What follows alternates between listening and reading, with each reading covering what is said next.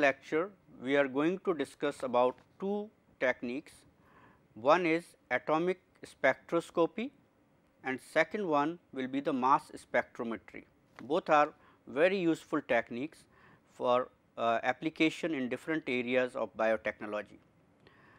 Now, let us first discuss about atomic spectroscopy. Now, absorption and emission of radiant energy by atoms is a powerful tool for lot of analytical and quantitative purpose. Now, it could be like flame emission or emission spectroscopy, which is atomic emission or flame emission spectroscopy started long back in say 1900, and atomic absorption spectroscopy came around 1960. Both techniques complement each other and both techniques are utilized for analysis of different types of atoms in gaseous state, or we can say atoms in free state. Now, if we say there are certain limitations of these techniques. One is that they cannot distinguish between the oxidation states, different oxidation states and chemical environment.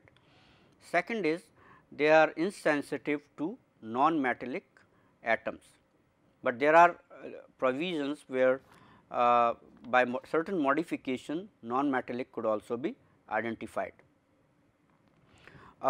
Second thing is that mostly here flame is utilized for both atomic absorption or atomic emission, but now new things like a flameless atomic spectroscopy has also come in, where like electrothermal furnace are utilized. Now, here essentially the main part is that every atom has a particular transition energy from one state to another, that is when it is absorbed, like we have seen in other spectroscopic techniques also.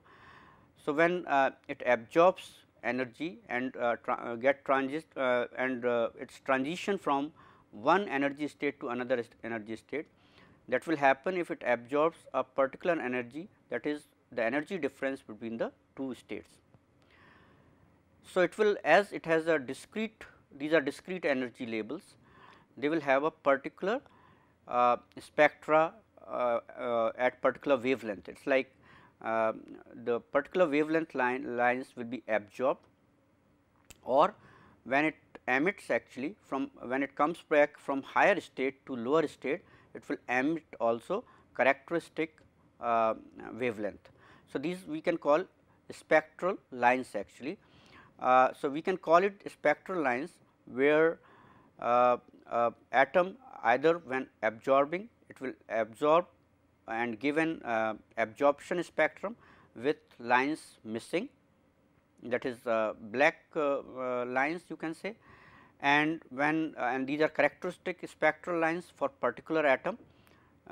So, that likewise when it is emission spectroscopy, then there will be characteristic lines will be seen or in the emission spectrum, and these are both spectroscopic techniques. The identification of atoms and their quantitation can be performed because of these characteristic patterns. Now, before we go on to these techniques where we are going to discuss about atomic absorption and emission spectroscopy, here the flame or combustion flame acts as here as the main component to change or to convert atoms to free atoms, atoms in a particular molecule or in a particular liquid solution to free atoms. So, first thing is introduction of atoms into the flame. So, different parts of absorption or different parts of atomic spectroscopy. One is introduction of the atoms into the flame. Second is the conversion of atoms into free atoms by flame, and then analyzing it through particular spectroscopy technique. So, what essentially is happening is the combustion flame, when a particular atom is introduced in a form that is liquid state form, then the atoms are converted to free atoms, that is devoid of their environment, and these free atoms can be analyzed in two ways. One is that an external source of radiation is present, and due to this the atom which is free atom in the flame absorbs particular radiation from this external source and gets into or to higher energy state. Now, when it gets into the higher energy state, then that particular absorption is recorded, or particular wavelength which is there is a is recorded, where in a spectra you will find continuous spectrum except for those wavelengths which are absorbed. In flame emission spectroscopy, rather than here after it is converted into free atoms, the combustion flame acts as a sample cell. Here combustion flame only provides energy for its to get into higher excited state, and free atoms when gets into higher excited states, then when they come back to the ground state, they will emit certain specific radiations, and those spectral the spectra will be where those lines which are emitted will be seen in the spectra, and characteristic spectral lines could be recorded. So, both here absorption spectroscopy and emission spectroscopy are done in a flame traditionally. Now, electrothermal furnaces are available, where the same temperature in furnace could be provided rather than flame, and it could be both spectroscopy could be performed. Another variation which is very useful, which has come in, it is atomic fluorescence spectroscopy, where inductively coupled plasma atomic fluorescence spectroscopy instruments have come, and these also are very useful for different analysis. So, like as we said, major part or the procedural part in both spectroscopic technique is, one is that sample has to be prepared. There should be lot of wet chemistry goes on in this particular technique, where one has to know about whether what solutions the particular atoms needs to be put in, if there are any interfering things, and all those things has to be looked into, and sample has to be prepared. Once the sample is there, this liquid sample in the form of droplets, which is done through nebulization, a nebulizer is used here, and nebulizer are kind of like if you have seen spray things, those are like that, where a high velocity oxidant gas is passed through a capillary, and through an orifice, because of this pressure difference, the liquid sample is drawn towards this high velocity jet, and finally it comes out as liquid is drawn in. It then breaks into first it is in a column, and then it breaks into droplets, and these droplets through aerosol modifier will be put into the particular size droplets will be put into the flame at the right place in the flame, which is utilized for this spectroscopy technique. And finally, the spectral lines like monochromators are used, so that only particular spectral lines can be recorded, and spectra then could be analyzed for both qualitative and quantitative purpose. So, let us start with first one, that is atomic absorption spectroscopy. Now, atomic absorption spectroscopy uses the absorption of light to measure the concentration of gas phase atoms, and when using atomic absorption spectroscopy as analytical technique, the absorption of electromagnetic radiation of as an analytical technique, like absorption of light of by free atoms is measured. This is based on the first half of the excitation process, while atoms absorb light, getting their electrons from the ground state to higher energy level, and in emission it will be when they come back to the ground state. The technique basically relies on the fact that when an element is atomized at a very high temperature, it will show a line spectrum, and this implies that the atom absorbs energy at discrete energy levels. The excitation energy in this case are determined by the difference between the energy level of the ground and state and one of the excitation states of the electrons, as we have discussed earlier. So, only a light with discrete wavelength belongs to each of these excitation energies, and when this light is absorbed, it is missing from the continuous spectrum of the electromagnetic radiation, and a black line appears in the absorption spectrum.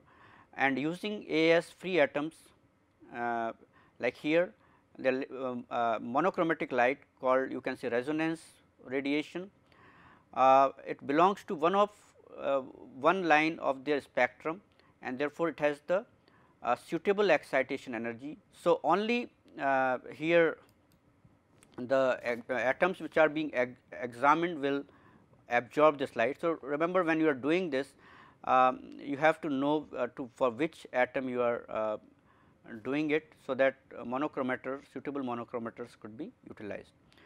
As a result of absorption, the intensity of light decreases, which is also proportional to the number of atoms. So, quantitation can also be done as the intensity will differ as per the number of atoms present.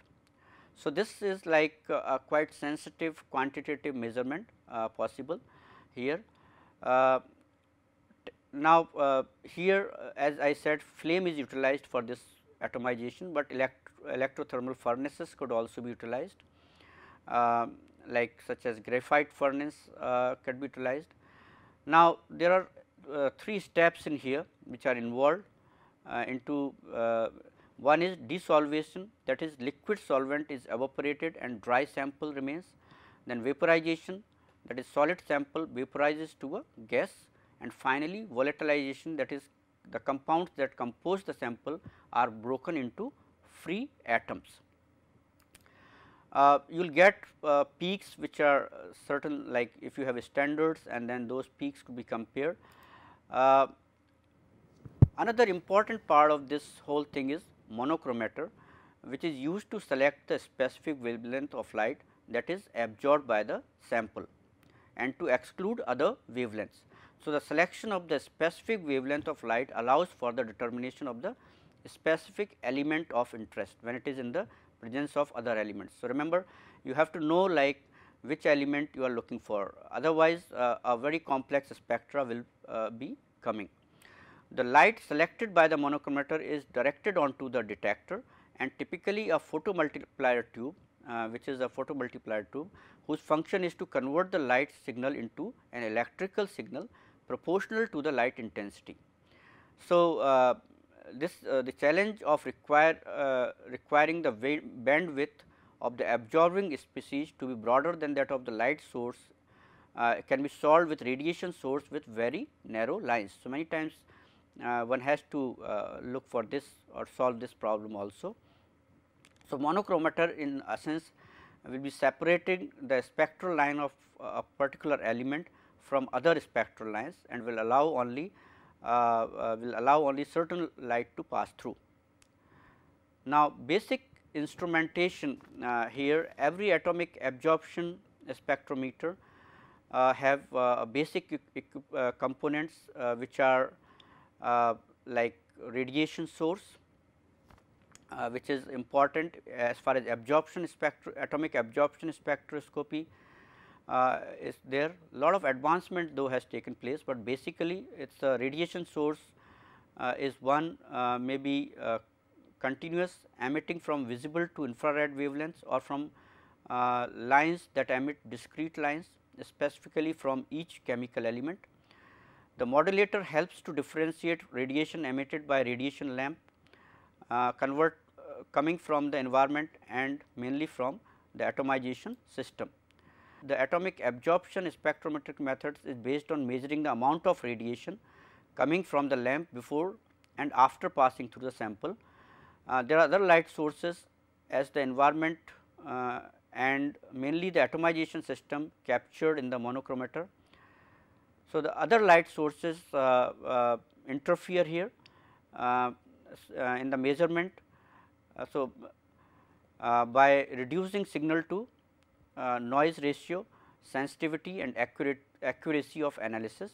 So, the solution for this problem is the modulator derived signal of the lamp and combined with the synchronization of the detector to amplify selectively the signal of the lamp actually.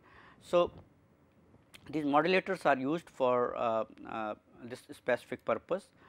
Then atomization system removes analyte atoms in the solution and generates atomic vapors composed of atoms in ground state, putting them between the source and the detector and to observe the radiation emitted. Monochromator, as we have discussed, is responsible for selection of photons due to the wavelength that will reach the detector. Now, detector transforms the energy of photons into proportional electronic signal and amplifies it. The signal intensity obtained is treated by system for data acquisition and processing. There are a lot of advantages of this systems. These are expensive and high sample throughput can be done, easy to use, very high precision. Disadvantages are only solutions can be analyzed and relatively large sample quantities are required. There are certain for times there are less sensitivity for certain elements and other problems would be there. Very simple schematic of absorption spectroscopy instrument. Now, there is a, if you see, there is a hollow cathode lamp as a radiation source, there is a flame here and there is a oxidant and fuel, there is a capillary tube. So, it is sucked in through a spray chamber, you can nebulizer and it is introduced into the flame. The cathode lamp is a radiation source. So, the particular radiation will be absorbed here and it goes to the monochromator and finally, photomultiplier and to the detector and to display on the computer for analysis. There are a lot of applications of atomic absorption spectroscopy. For example, it is the sensitive, quite sensitive method, more sensitive, it is considered to be more sensitive than flame emission spectroscopy.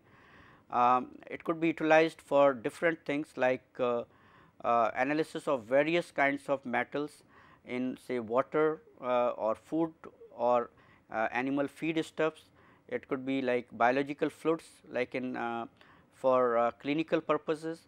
So, it is utilized in lot of different fields like medical or clinical diagnosis, environmental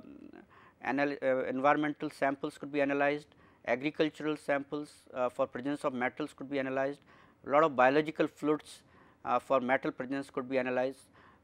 Except for alkali metals, atomic absorption spectroscopy is quite sensitive for a lot of metals like for example, calcium, magnesium, iron, manganese, all these could be very can be analyzed very efficiently in atomic absorption spectroscopy. The next one is flame emission spectroscopy and this is a method where light is emitted rather than absorbed, the recorded and that is the emission pattern is recorded. Flame emission spectrometry, the sample solution is nebulized, converted into a fine aerosol and introduced into the flame where it is desolvated, vaporized and atomized all in a rapid succession. Subsequently, atoms and molecules are raised to excited state by a thermal collisions within the constituents of partially burned flame gases. Upon their return to a lower or ground state, the excited atoms and molecules emit radiations and these are characteristic like I said of sample component. The emitted radiation passes through a monochromator that isolates the specific wavelength for the desired analysis. Photo detector measures the radiant power of the selected radiation, which is then amplified and sent to a readout device. Let me show you this a very simple schematic of flame emission spectroscopy. So, what you have is as we said, you have a nebulizer.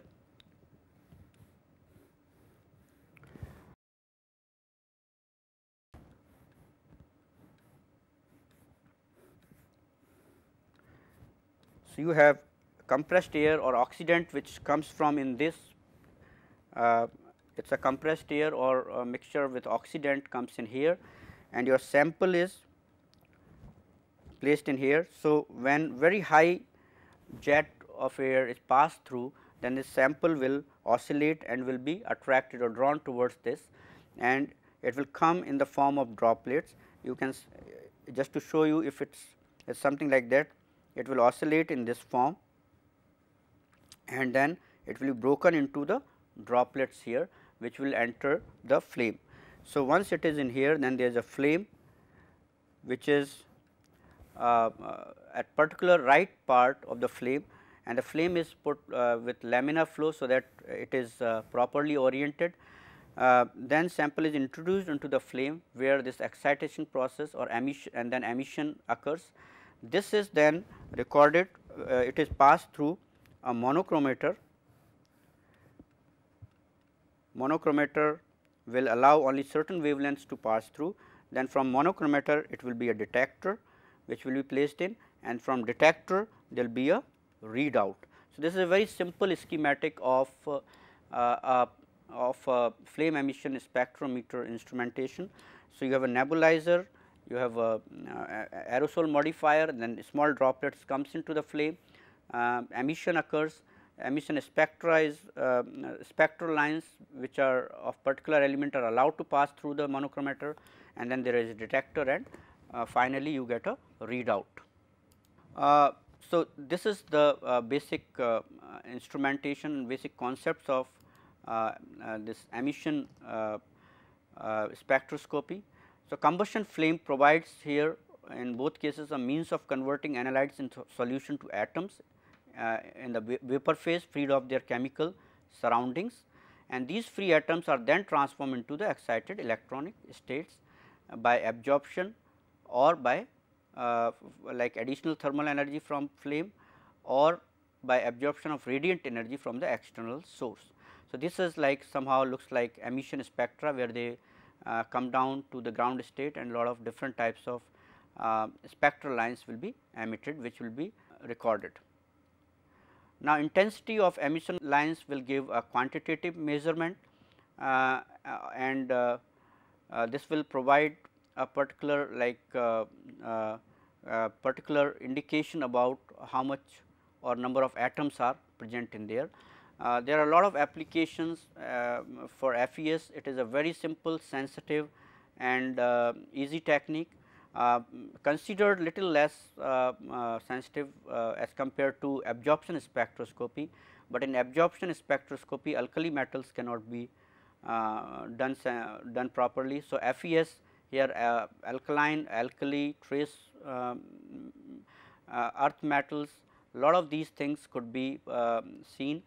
It is a sensitive method for detection of metals, which is like alkali, alkaline earth, as well as several transition metals could be analyzed in here. Like I said, it is could be attached with gas chromatography or other methods. It has found wide application in agricultural, environmental, industrial, clinical applications, and whether various other industries it is applied. So, both techniques, atomic absorption and as well as atomic emission spectroscopy are quite widely used for analysis of different types of metals and some non-metals, both in qualitative and quantitative terms. All right. So, we will move on to the next technique now, that is mass spectrometry. Now, mass spectrometry is a technique used for analyzing molecules on the basis of their mass to charge ratio. So, mass spectrometry is one very important technique for analyzing and for different applications. A mass spectrometer determines the mass of a molecule by measuring the mass to charge ratio, that is M/Z ratio of its ion. Ions are generated by inducing either the loss or gain of a charge from a neutral species. Once formed, ions are electrostatically directed into a mass analyzer, where they are separated according to M/Z ratio and finally detected. The result of molecular ionization, ion separation and ion detection is a spectrum that can provide a molecular mass and even structural information. So, in a mass spectrometer, the generated ions are separated into the mass analyzer and they are detected by an ion detector. So, if you see here, very simple, this is sample inlet here, and this there is ionization source. On ionization, this will be like passing through a particular mass analyzer, and it will be separated on the basis of their mass to charge ratio, and finally, it will be gone to detector, and the spectra will be recorded, or the it will be analyzed and detected in a ion detector. So, 4 basic components, as we have seen in mass spectrometer, is the sample inlet, an ionization source, a mass analyzer and ion detector. And some instruments combine the sample inlet and the ionization source, while others combine the mass analyzer and detector. So, all samples molecules undergoing the same process regardless of instrument configuration, like instrument configuration could be any, but the process is same. Sample molecules are introduced into the instrument through a sample inlet.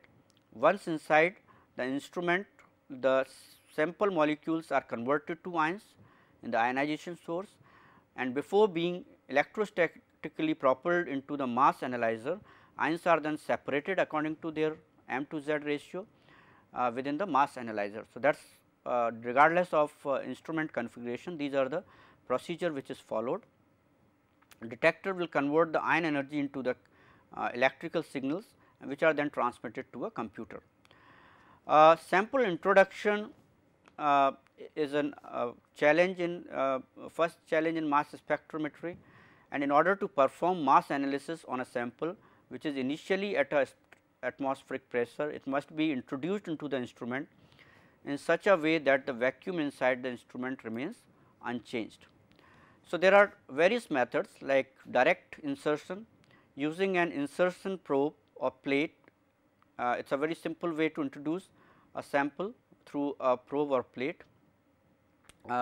Sample is first placed onto a probe and then inserted into the ionization region of the mass spectrometer, and typically through a vacuum interlock. So, sample is then subjected to any number of desorption processes such as laser desorption or direct heating to facilitate the ionization or vaporization. Then there is direct infusion. A simple capillary or capillary column is used to introduce sample as a gas or in solution. Direct infusion is also useful because it can directly introduce small quantities of sample into a mass spectrometer without compromising the vacuum. Capillary columns are routinely used to interface separation techniques with ionization source of a mass spectrometer. So, these techniques may include gas chromatography and liquid chromatography, which serves to separate a solution's different components prior to mass analysis. So, these are coupled to mass spectrometer. Now, ionization method, next part, ionization method refers to the mechanism of ionization, and while the ionization source is the mechanical device that allows ionization to occur. Now, different ionization methods are there which might work either ionizing a neutral molecule through electron ejection or through electron capture or protonation or deprotonation. So, a lot of different methods are there for this. Protonation, if we consider, protonation is a method of ionization by which a proton is added to molecule. producing a net positive charge for every proton added. Deprotonation is the reverse of that, is an ionization method by which the net negative charge will be achieved through the removal of a proton. Cationization is a method of ionization that produces a charge complex by non-covalently adding a positively charged ion to the neutral molecule. Then there is a transfer of charged molecule to the gas phase. So, transfer of compounds already charged in solution is normally achieved through desorption or ejection of the charged species from the condensed phase into the gas phase. Electron ejection achieves ionization through the ejection of an electron to produce a net positive charge, often forming radical cations. Electron capture here, ionization method where net negative charge is achieved with absorption or capture of electron. There are a lot of different ionization sources. Now, the ionization technique including like there are fast atom or ion bombardment technique, then there are matrix assisted laser desorption or ionization, MALDI is there, then electrospray ionization. So, there are a whole lot of techniques in there. Among these ESI and MALDI have evolved to be the methods of choice when it comes to the biomolecular analysis.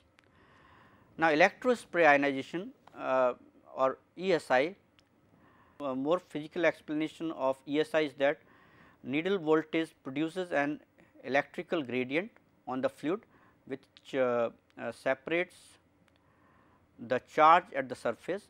This forces the liquid to emerge from the needle as a cone.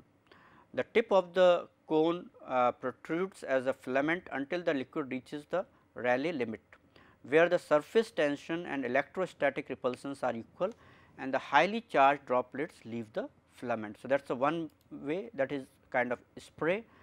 The droplets that break away from the filament are attached to the entrance of the mass spectrometer due to the high opposite voltage at the mass analyzer's entrance.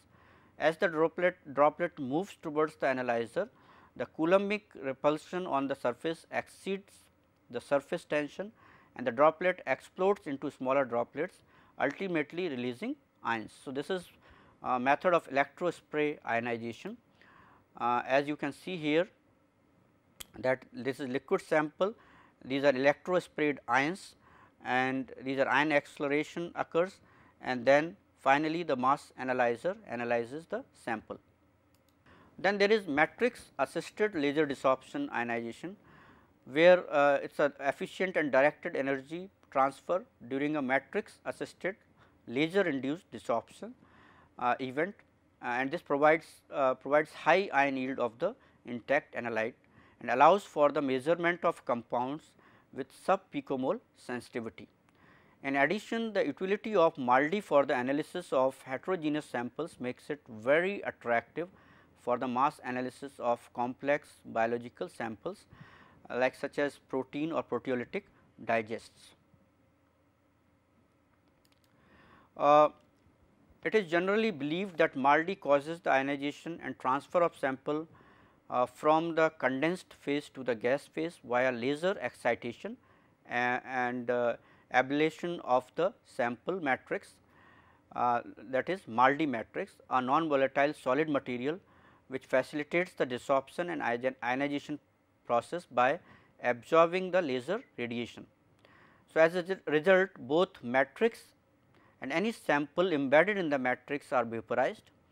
The matrix also serves to minimize sample damage from laser radiation by absorbing most of the incident energy. So, this is like very important.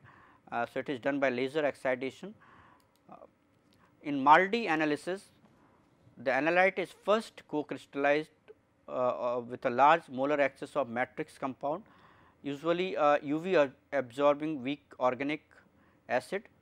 Irradiation of this analyte matrix mixture by a laser results in the vaporization of the matrix, which carries the analyte with it. The matrix plays a key role in this technique.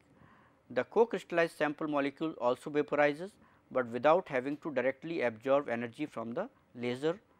Molecules sensitive to the laser light are therefore protected from direct UV laser excitation.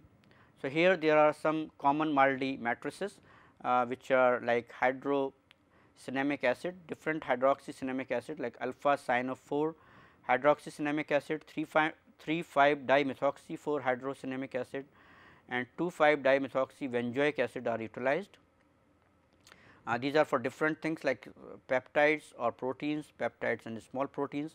This is the matrix MALDI solid matrix which contains microcrystals of the matrix with the sample embedded in the crystal. Then there are other methods like fast atom ion bombardment method where ionization source similar to MALDI in that it uses a matrix and a highly energetic beam of particle to dissolve ions from a surface.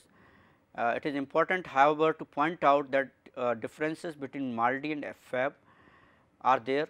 For MALDI the energy beam is pulsed laser light, while for this fast atom bombardment it uses a continuous ion beam. So, with MALDI the matrix is typically a solid crystalline, whereas for FAB for this one it is a liquid matrix.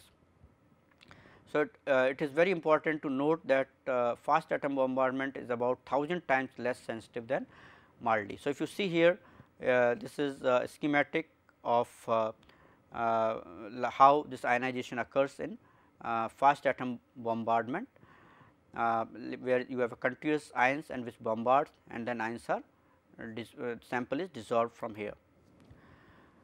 Now, in mass analysis, most in very simple terms, a mass analyzer measures gas phase ions with respect to their mass to charge ratio, where the charge is produced by the addition or loss of protons, cations, anions or electrons.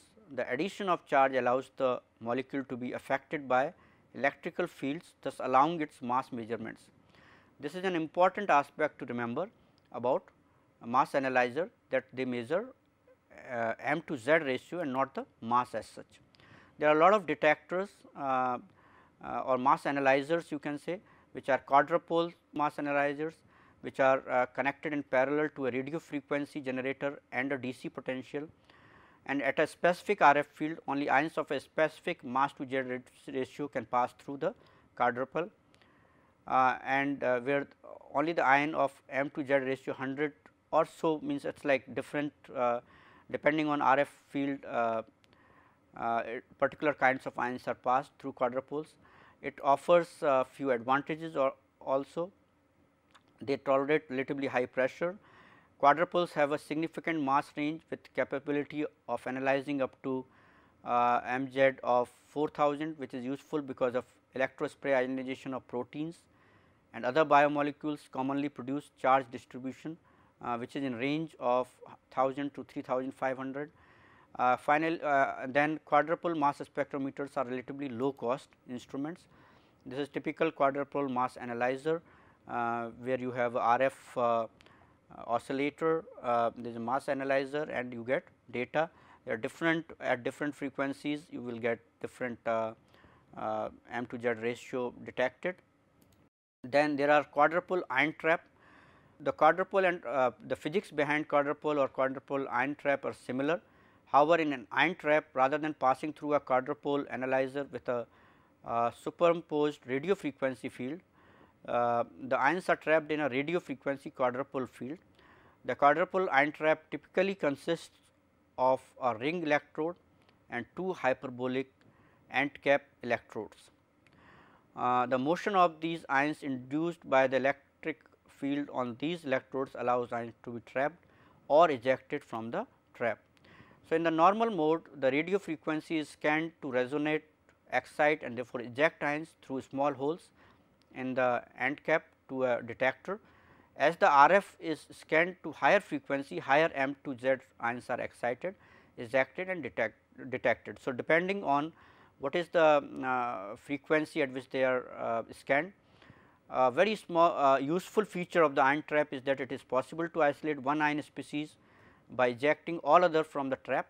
The isolated ions can subsequently be fragmented by collision activation and the fragment detection. There is very important term time of flight. Time of flight analysis, which is done in Mardy-Toff actually, based on accelerating a group of ions to detector where all of these ions are given the same amount of energy through an accelerating potential, and because the ions have the same energy, but a different mass, the lighter ions will reach the detector first because of their greater velocity, while the heavier ions will take longer and due to their heavier mass and lower velocity.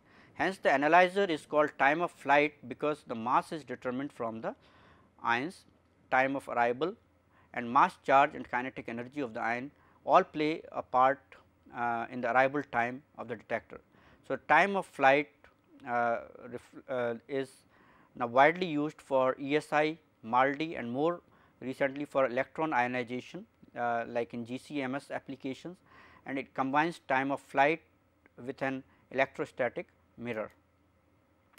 The reflectron serves to increase the amount of time ions need to reach the detector while reducing their kinetic energy distribution, thereby reducing the temporal distribution that is delta t. Since resolution is defined by the mass of a peak divided by the width of a peak, increasing the t and decreasing the delta t results in a higher resolution. So, time of flight reflectron offers a high resolution over simple TOF instrument by increasing the path length and kinetic energy focusing through the reflectron. It should be noted that increased resolution and sensitivity on a TOF reflectron does decrease significantly at higher masses, that is above 5000 mass to charge ratio. So, this is time of flight analyzer, like if you can use Mardy or electrospray, then it passes through and time of flight is calculated. Depending on that, they will reach the detector at different times and peak will be analyzed. So, after mass analyzers, there are different types of detectors. Once the ions are separated by the mass analyzer, they reach the ion detector, which generates a current signal from the incident ions. The most commonly used detector is the electron multiplier, which transfers the kinetic energy of the incident ions to a surface that in turn generates secondary electrons. However, a variety of approaches are used to detect ions depending on the type of mass spectrometer. There could be electron multiplier, which is most common means of detecting ions, involves an electron multiplier which is made up of a series of aluminum oxide diodes maintained at ever increasing potential. Ions strike the first diode surface, causing an emission of electrons, and these electrons are then attracted to the next diode held at a higher potential, and therefore, more secondary electrons are generated. Ultimately, as numerous diodes are involved, a cascade of electrons is formed, and that results in an overall current gain of the order of 1 million or higher. So, if you see here, this is electron multiplier. So, one ion in here and then through a series of diodes at increasing potential produces a cascade of electrons, and you get a very high signal here. Then there is a Faraday cup. It involves an ion striking a diode surface, which causes secondary electrons to be ejected, and this temporary electron emission induces a positive charge on the detector, and therefore, a current of electrons flowing towards the detector, and this detector is not particularly sensitive and offering limited amplification of signal, yet it is tolerant of relatively high pressure. So, Faraday cup could be utilized here and where secondary electrons are generated. There could be photo multiplier conversion diodes. The photo multiplier conversion diode detector is not commonly used as the electron multiplier. It is similar in design, where secondary electron strikes a phosphorus screen instead of diode, and the phosphorus screen then releases photons which are detected by the photo multiplier, and photo multiplier also operate like the electron multiplier, where the striking of the photon on a scintillation surface results in the release of electrons. that are then amplified using the cascading principle. So, here photomultiplier with conversion diodes is there, and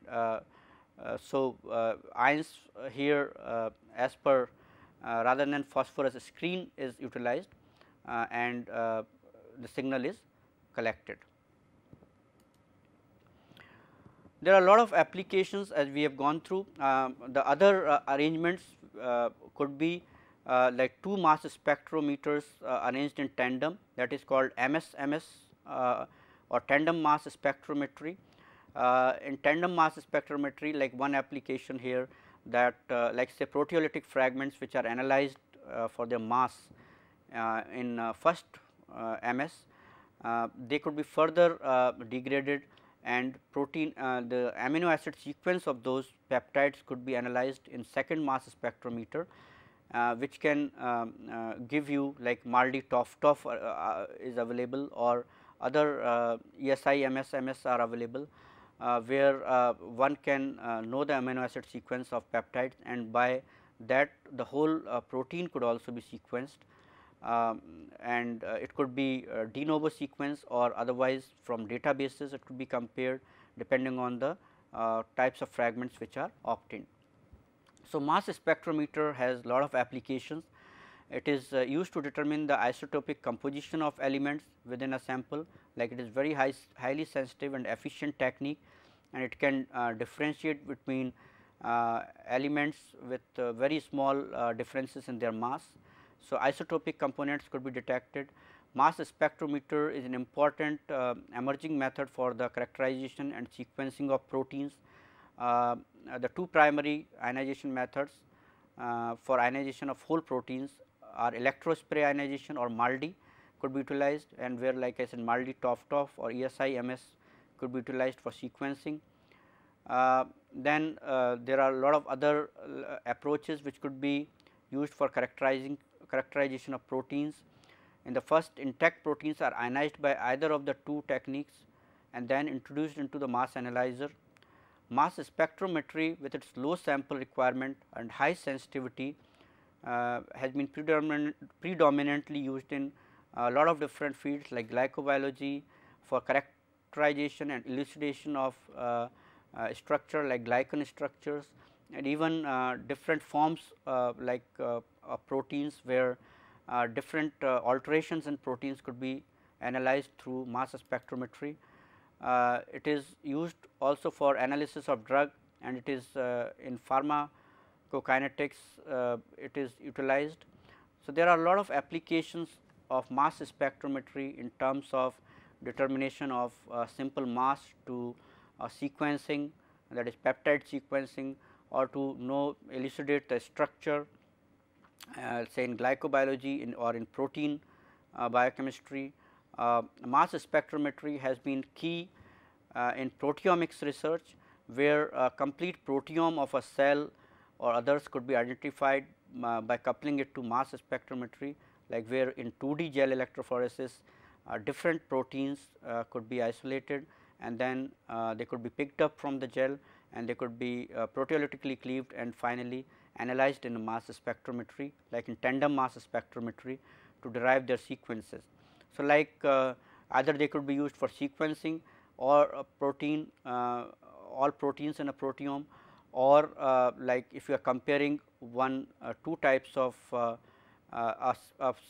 protein content of a cell in two conditions, like say diseased and normal condition, then the reasons for like say overexpression of a particular protein can be seen, and reasons for the disease or at least basics about that could be found out. So, mass spectrometry is a very useful technique and has various applications. It is a very powerful tool for analysis, and it gives lot of information about different biomolecules, and it is being utilized for structural elucidation, mass analysis, sequencing, and in various areas of pharmacology and other analysis. So, this completes our section on spectroscopy, where we have discussed various techniques and we have tried to discuss about basic concepts, and many times we have not gone in detail too much, but the main aim is to make you aware about these techniques, and then from here you can go and understand and go into details of these techniques for further making use of these techniques for your specific applications. Thank you.